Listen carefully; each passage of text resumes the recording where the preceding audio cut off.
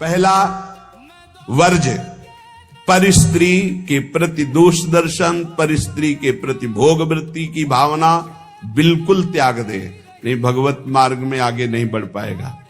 दूसरा, छल कपट आदि करके दूसरे का धन अपहरण करने की बात रखना कभी नहीं होना चाहिए। दिखावा करके, दंभ करके, पाखंड करके किसी भी तरह से दूसरे से धन ऐंठने की इच्छा रखना, फिर आप वैष्णव पद्धति में फिसल जाएंगे, आगे नहीं बढ़ पाएंगे। तीसरा, किसी की भी निंदा करना नहीं करना, पर निंदा बिल्कुल ना सुननी है ना करनी। अगर वैष्णव धर्म में स्थित रहना है, परमानंद प्राप्त करना है, पहला नियम किसी भी माता बहन के प्रति काम भाव नहीं। दूसरा नियम, किसी के भी धन को किसी भी तरह से ठगाई ना करे। तीसरा, पर निंदा ना सुने ना पर निंदा करे। चौथा, जो संतों ने भोजन निषेध किया वो नहीं करना चाहिए। मांस, मद्य, मछली, अंडा और जैसे प्याज लहसुन, इनको त्याज्य। प्याज लहसुन तमोगुणी है, तमोगुणी होने के कारण इसका त्याग किया गया है। वो अंदर से भजन की वृत्ति क्षीण करता है, तुम जान नहीं पाओगे, इसीलिए संतों ने अनुभव करके इसका त्याज्य किया। प्याज लहसुन निषेध है केवल तमोगुण के कारण, वो तमोगुण की वृत्ति बढ़ाता है। तमोगुण जो है निद्रा, आलस्य, प्रमादोत्थम तत्तामस मुदाहृतम, भजन में निषेध है, इसलिए निषेध किया गया है। और मद्य, मांस, मछली, अंडा, ये तो बिल्कुल निषेध किया गया। वैष्णव होकर अगर इनकी तरफ या भक्त होकर जरा भी ऐसी दृष्टि रखता है तो पाखंडी है, वो भक्त नहीं है जो ऐसे जीवों को कष्ट देकर अपना उदर पोषण करना चाहे।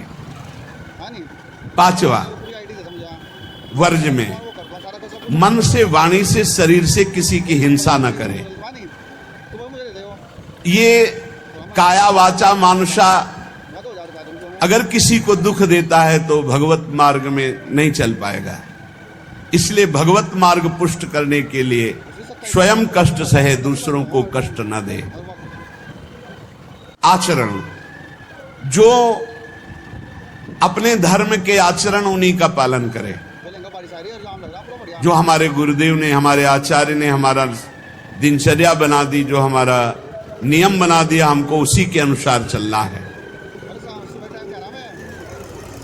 अपने आचार्य प्रदत्त धर्म में स्थित रहने में कभी संकोच न करें। दूसरा क्या करता है मैं नहीं देखना, हमारे आचार्य ने जो हमें आदेश किया हमको उसी मार्ग में चलना है। जो विधि निषेध किया गया उसका पालन करें। ये नहीं करना, ये करना है, इसे विधि और निषेध कहते हैं। विधि कहते हैं ये करना है, निषेध नहीं करना है। जो कहा गया है वैसे ही चले। प्रभु को प्रसन्न करने के लिए संतों के जो उपदेश हैं वो सर्ववंद्य हैं। इसलिए अपने धर्म के अनुसार जो आचार्य ने आपको उपदेश किया, गुरु ने उपदेश किया, जो ऐसे चलता है वो कर्म बंधनों पर विजय प्राप्त कर लेता है। 15वां, वैष्णव का परम स्वभाव है परोपकार करना, दूसरों को सुख पहुंचाना। सर्वम विष्णुमयम जगत, सब भगवत स्वरूप है। वैष्णव का धर्म है समस्त भूतों में भगवत भाव करके व्यवहार करना। कई बार चर्चा की कि किसी से व्यवहार करना तो पहली दृष्टि पड़ने पर उसमें राधा वल्लभ लाल देखो, मेरे प्रभु राधा वल्लभ लाल विराजमान हैं। अगर भगवत भाव नहीं किया तो पुण्य क्रिया भले हो जाए, वो भगवान की प्राप्ति कराने वाली क्रिया नहीं। इसलिए अच्युत भावना विहीन कर्म का ज्यादा महत्व नहीं, भगवत भावना युक्त किसी से भी कुछ भी। परोपकार ये बहुत बड़ा धर्म है। कोई बीमार है, कोई कष्ट में है, कोई वृद्ध शरीर है, हमें अवसर मिले तो हमें सेवा करनी चाहिए। अगर हमारे पास अर्थ है, कोई बीमार है, वो अर्थ की अव्यवस्था कारण सही औषधि नहीं उसकी हो पा रही, हमें कूद पड़ना चाहिए, हमें सहयोग करना चाहिए। धन की सार्थकता है इसी बात में कि दूसरों को हम सुख प्रदान कर सके। परोपकार सबसे बड़ा धर्म है। परहित सरिस धर्म नहीं भाई, पर पीड़ा सम नहीं अधमाई।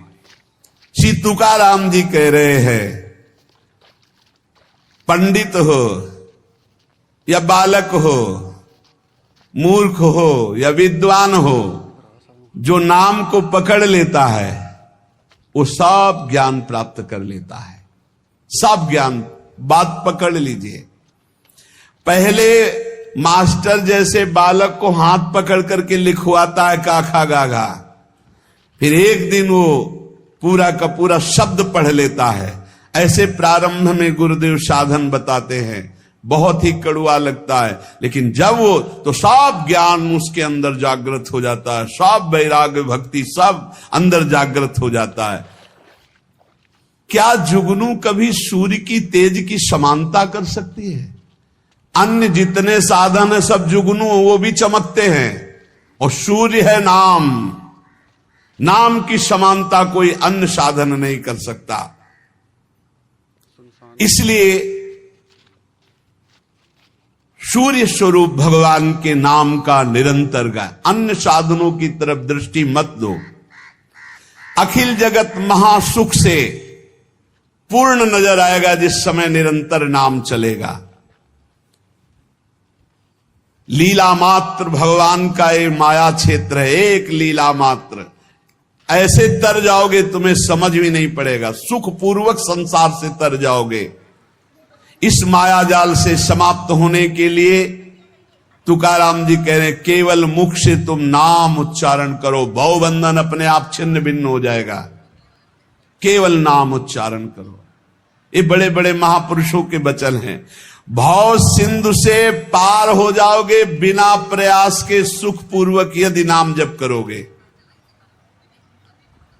नाम जप की रुचि और बढ़े, इसीलिए ठाकुर सेवा का सौभाग्य मिला है।